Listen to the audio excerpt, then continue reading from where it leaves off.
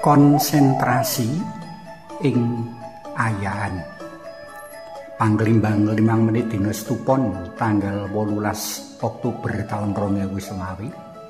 Kapethik saka Injil Lukas bab 10 ayat 1 tekan ayat 9. Konsentrasi mujudake sikap munjer lan manter alias fokus marang sawijining perkara utawa panggawean kang nembe diadepi utawa ditandhangi.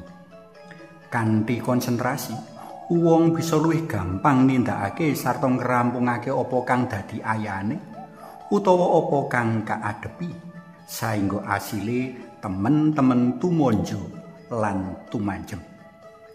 Kanthi konsentrasi, wong kejaba bisa nemtokake sikap kang prayoga, uga bisa nemokake solusi rikala dumadi prakara-prakara tartamtu. Salah siji piwulang kang bisa kadudut saka waosan dina iki yaiku wigatine konsentrasi jroning nindakake ayan, mligine ayan martakake kabar kabungahan dalem Gusti. Kapitung puluh murid kang dina iki ngutus martakake kabar kabungahan kudu padha konsentrasi ing ayan amrih asile ora ngujiwani kang ngutus.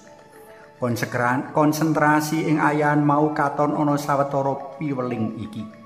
Sepisan, para utusan ora dikeparengake nggawa dompet, tas, sandal, sandangan rangkep lan uga mandheg saperlu nanggapi panyaruwene liyan. Tegese para utusan ora dikeparengake ngrepotake diri marang gawan-gawan kang ora perlu alias pating gruweng saengga malah lali karo ayan utamane. Ora perlu kuwatir, Gusti bakal nyukupi kabutuhan juru karya dalem. Kejaba iku, ayan perutusan kudu kautamakake ora dikeparengake amung minangka samben. Apa meneh sinambi ngomong ngene, ngomong ngono, ngrampek kene, ngrampek kono. Menawa iku kang dumadi, bisa wae ayan ora rampung ing wektu kang katetepake, kepara malah bisa wae ora rampung. Kapindho, para utusan kaprayogakake ngrahapi panganan kang kasuguhake dening kang darbi omah. Ora perlu milih-milih, ora perlu nganyih-anyih, ora perlu ngarani suguhan tartamtu.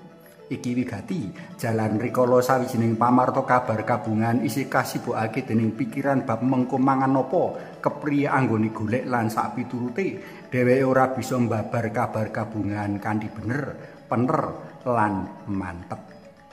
Katelu, para utusan ora dikeparengake kanthi gampang ninggalake omah utawa papan anggone martakake kabar kabungan. Apa meneh kanthi alasan-alasan kang kurang maton. Apa meneh gegayutan karo alasan-alasan ngenani kekareman, kasenengan pribadi lan sak piturute.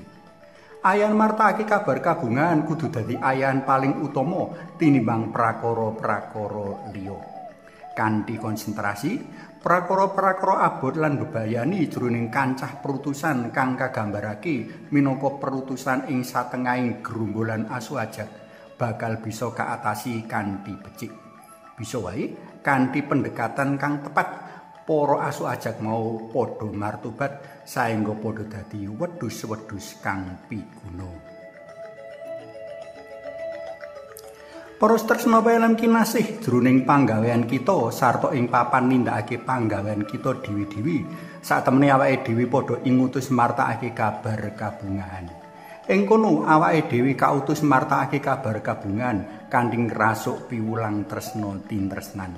Ing kono awake dhewe kaelingake kanggo padha tansah konsentrasi ya minangka wong Katolik ya ngenani panggawean kita dhewe-dhewe. Rikala kita nindakake panggawean kanthi becik ora klera-kleru apa meneh nerak paugeran awake dhewe wis nindakake ayan martakake kabar kabungan kanthi becik. Ora perlu awang-awangen, Gusti tansah nganteni. Suwawi sami munjuk. Kunjungan dalam Yang Rama, Sang Yang Putra, Tuwin Yang Roh Suci. Amin.